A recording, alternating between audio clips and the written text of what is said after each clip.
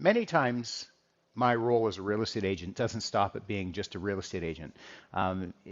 Sometimes you're your client's priest, rabbi, counselor, lawyer, divorce lawyer. There's all sorts of things that all sorts of roles that we take on. And of course, when we're engaged in working with clients, I mean, we're literally on call 24/7, 365. So I mean, we're getting calls and questions sometimes into 10 or 11 o'clock at night as these questions come up, right? And I'm always an agent where if I'm able to answer that question, I like to answer that question. I like to, because I know for me personally, when a question comes up, I like the answer. I don't want to have to wait for it. So, but sometimes, what happens is you got to give your clients pep talks. And I find oftentimes with buyers and sellers, especially as we've had these changing markets in the GTA in the last 4 or 5 years, that, overwhelm, discouragement. I mean, if you're a buyer and you're going through a market where there's lots of multiple offers, definitely overwhelm. You get a little bit discouraged.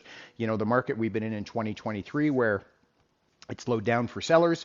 So from that standpoint, sellers are being a little bit discouraged. Maybe this is the wrong move, maybe it's the wrong time, or whatever the case may be. So oftentimes it's actually doing some hold handing and really, or hand holding, and meeting your clients where they are, and really guiding them through the process. It's not just wham bam and the house is up and it's sold, and we look at one house and the buyers buy. I mean, those transactions do happen, of course, but I would say the vast majority of people, it's walking them through the process, and really managing their emotions and expectations through that.